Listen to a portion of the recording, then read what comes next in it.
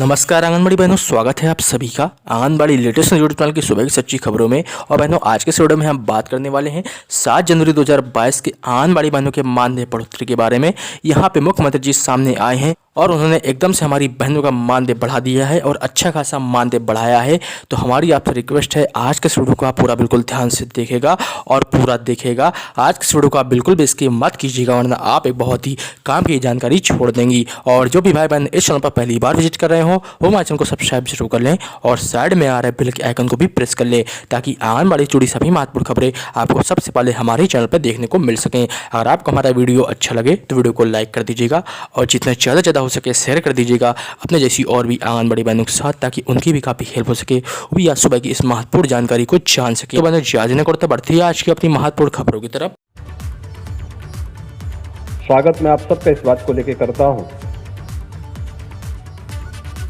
कि जिस आंगनबाड़ी को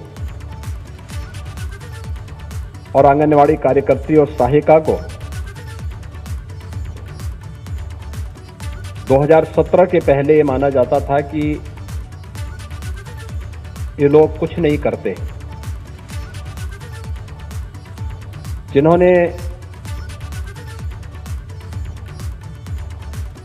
शासन की अपेक्षा के अनुरूप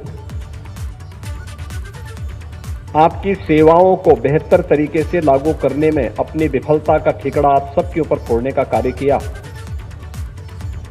आज वही आंगनबाड़ी कार्यकर्त्री अपनी कार्य कुशलता और उत्तर प्रदेश को एक स्वस्थ और समृद्ध उत्तर प्रदेश बनाने में अपना योगदान दे रहे हैं। तो सबसे पहले तो इस बात के लिए मैं आप सबका हृदय से अभिनंदन करता हूं। दूसरा, कोरोना कालखंड के दौरान आप सब ने बेहतरीन प्रदर्शन करने का कार्य किया। मुझे याद है जब पहले लॉकडाउन प्रारंभ हुआ, उसके बाद जब ये बात सामने आई कि कोरोना की पहली लहर आ रही है, तो पोषाहार की कार्रवाई को घर घर पहुंचाने के लिए योगदान देना है। उस समय आपने अपनी कार्रवाई को आगे बढ़ाया, लेकिन पहले चरण में एक औपचारिक रूप से हम लोगों ने निगरानी समिति बनाई थी जो घर घर जाकर के स्क्रीनिंग का कार्य करती थी। और उस समय हम लोगों ने ग्राम प्रधान के चुनाव नहीं हो पाए थे, इसलिए आंगनबाड़ी आशा वर्कर और एएनएम को मिलाकर के राजस्व के कर्मियों के साथ, पंचायती राज विभाग के कर्मियों के साथ जोड़ करके और एक व्यवस्था बनाई थी कि लोग प्रवासी कामगार और श्रमिक जो घर घर आ रहे हैं इनकी स्क्रीनिंग करेंगे और आवश्यकता पड़ने पर इनको टीकाकरण से जोड़ने का कार्य भी करेंगे। उस समय हम लोगों ने देखा कि इस कार्यक्रम को आगे बढ़ाने में हमें पहली लहर को समय के पहले आने से ही रोकने में मदद मिली। लेकिन जब कोरोना की पहली लहर पर सफलतापूर्वक नियंत्रण करने और 40 लाख प्रवासी कामगार और श्रमिकों को प्रदेश के अंदर सुरक्षित माहौल देने में हमें सफलता तो मिली, उसकी सर्वत्र प्रशंसा हुई, लेकिन दूसरी लहर आने पर हमारे सामने उतनी बड़ी चुनौती भी आई थी।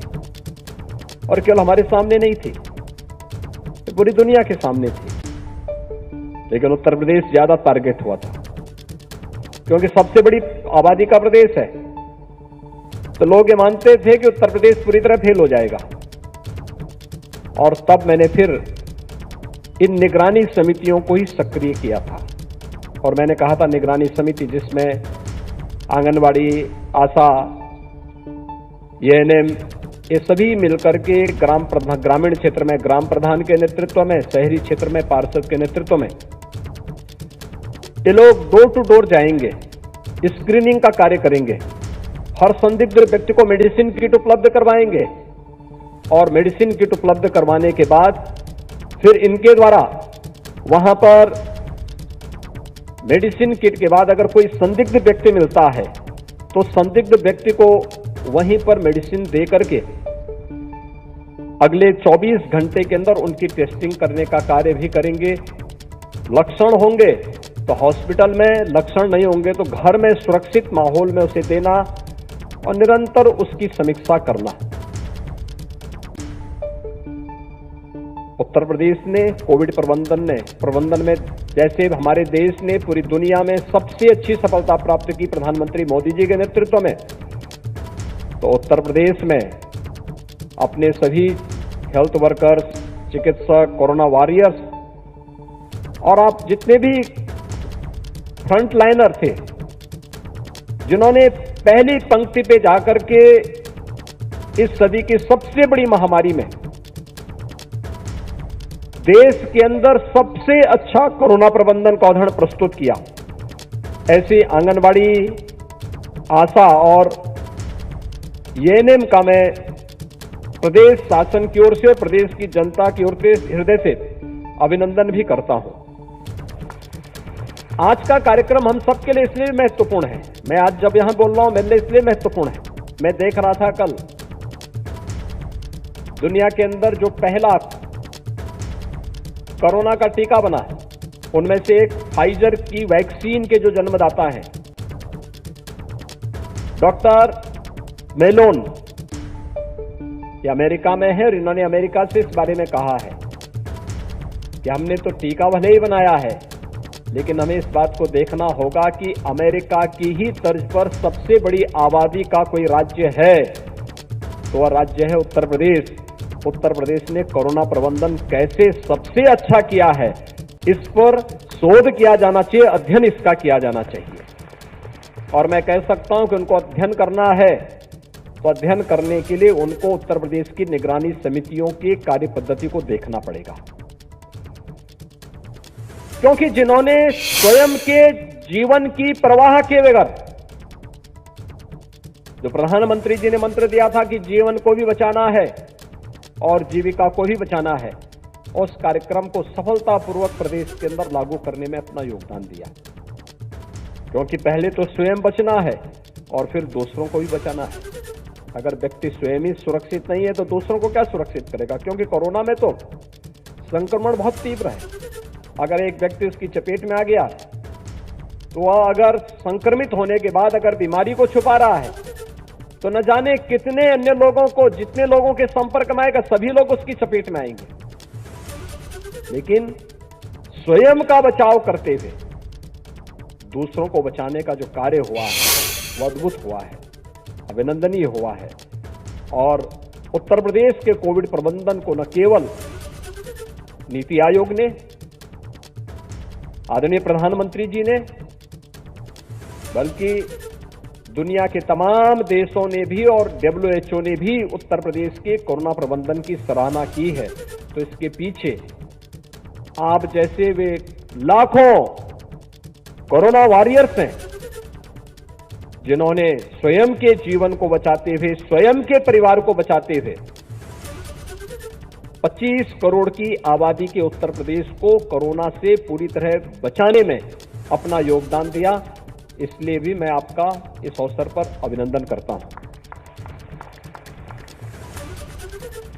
प्रदेश के अंदर वास्तव में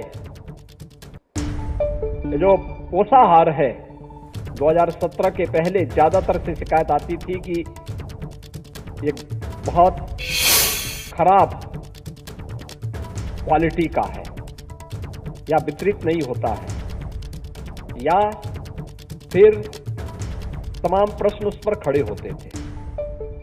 बोला जाता था कि ये आंगनबाड़ी में न जाकर के ये कहीं ब्लॉक में बिक जाता है, पशुओं को चारा खिलाने के रूप में इसका उपयोग किया जाता है। परिणाम क्या था? देश की सबसे बड़ी आबादी का राज्य है, इसका असर मातृ मृत्यु दर, शिशु मृत्यु दर पर भी देखने को मिलता था। प्रदेश में जब कुपोषित मां होगी तो स्वाभाविक रूप से वो कुपोषित मां बीमारियों की चपेट में आएगी और समय काल कल्पित होगी। यही होता था। कुपोषित बच्चा होगा तो वह कुपोषित बच्चा बीमारियों की चपेट में भी आएगा और समय काल कल्पित होगा। हमने पूर्वी उत्तर प्रदेश में देखा है मस्तिष्क ज्वर से कैसे मौतें होती थी, बड़े पैमाने पे मौतें होती थी। हर वर्ष 1500 से 2000 बच्चों की मौत होती थी। व्यवस्था मौन बनी रहती थी, मूक बनी रहती थी। लेकिन जब प्रदेश सरकार ने अंतर्विभागीय समन्वय और भारत सरकार के माध्यम से आने वाली योजनाओं को बेहतर प्रबंधन किया, आज मस्तिष्क ज्वर को हम लोग पूरी तरह समाप्त करने में हमें सफलता प्राप्त हुई है। पूर्वी उत्तर प्रदेश मस्तिष्क ज्वर से अब मुक्त हो चुका है। जो कार्य 40 वर्षों में नहीं हो पाया, वह कार्य हमारी सरकार ने, मैं कह सकता हूं, हमारी सरकार ने मात्र 4 वर्ष में किया।